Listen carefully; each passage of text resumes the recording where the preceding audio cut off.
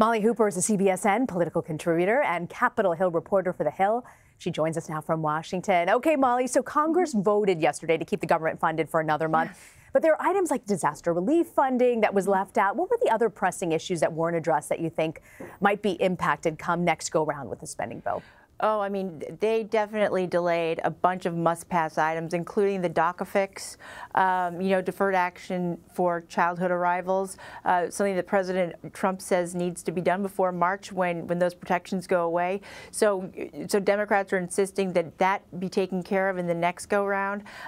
You also have the flood insurance, as you said, FISA reauthorization, that's the intelligence surveillance bill, and that's going to be a very interesting fight, given that you have, civil libertarians, Republican civil libertarians teaming up with liberal Democrats, to call for more strict, requirements on how the government and who the government listens to. We've seen, Molly, over the past couple of days, the White House and congressional Republicans taking a big bow for this achievement with the passage of the tax overhaul. Democrats are already using it to set the stage for 2018. Is there a way to gauge how this can impact midterms? Oh my gosh! If you look at the Democrats, if you look at the Republicans in these so-called Trump districts, red districts, including New Jersey, for example, Josh Gottheimer, he's a Democrat who won election. He defeated a Republican. Says that these SALT taxes are going to just, do so much damage to his state that the Republicans are going to have a very difficult time winning re-election. I mean, if you look at states, blue states where it's more expensive to live in that area, like California and New York, and the handful of Republicans who represent those areas, they're going to have a difficult time selling this. And in fact, many of them voted against it. But even if they did vote against it, the fact that it became law, the Republicans own that now. Yep. And so Democrats will use all that they can to hammer home that this is a Republican-passed bill. So when you look ahead to 2018, Molly, are there some big ticket items that you think Republicans really want to get done before midterms? I think they really want to get reelected. I think that's their main focus right now.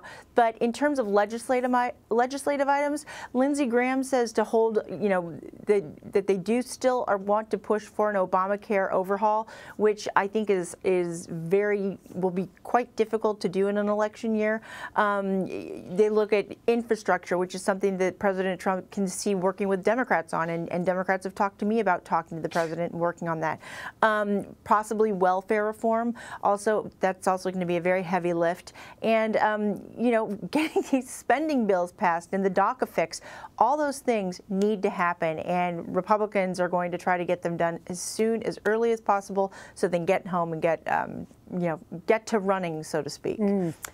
Earlier this morning, the president tweeted that he, quote, predicts we will start working with the Democrats in a bipartisan fashion. And he suggested infrastructure as the next issue they could work together on. But he'd also previously said that he wanted their support for tax reform. Didn't really happen. So what are the chances that Democrats will help the president on infrastructure? I think with infrastructure, he has a better chance of working with Democrats. And I think that it also depends on, again, those Democrats in Trump-backed districts, like Gottheimer. In fact, Gottheimer said that he's talked to the president about infrastructure, and so have other members from these more moderate districts. And that's something where we could see some bipartisanship, happening. And, it also is going to depend on how much of a lightning rod President Trump is in these districts, because Democrats don't want to have anything to do with what's going on at the White House, if the president is such low approval ratings in their respective districts and states. So I think that we'll need to look at that to see, okay, will there or won't there be opportunities for bipartisanship. I think another area will be that DACA fix, because there are a group of Republican and Democratic moderates who've been working on this, some kind of DACA fix that would include border security, that, again, for about 35 Republicans, who wrote to their leadership, this has got to get fixed. And it will affect many people in their districts, and it's something that just needs to be taken care of. And I know that Republicans do want to do that. So I think that we could see some bipartisanship there, but it will be tough, because not only do you have a midterm election, so that pits Republicans versus Democrats, but also there are going to be very challenging primaries.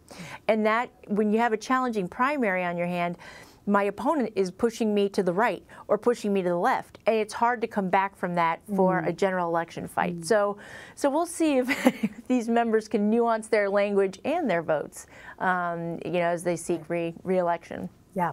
Well, I'm sure you're grateful that you won't be sipping eggnog in the halls of Congress over a spending bill this weekend. Absolutely. I plan on getting some sleep. And well earned. Thank you. You too. Molly Hooper in Washington, thank you so much for joining us, Molly. Absolutely. Thank you. Happy holidays. Same to you.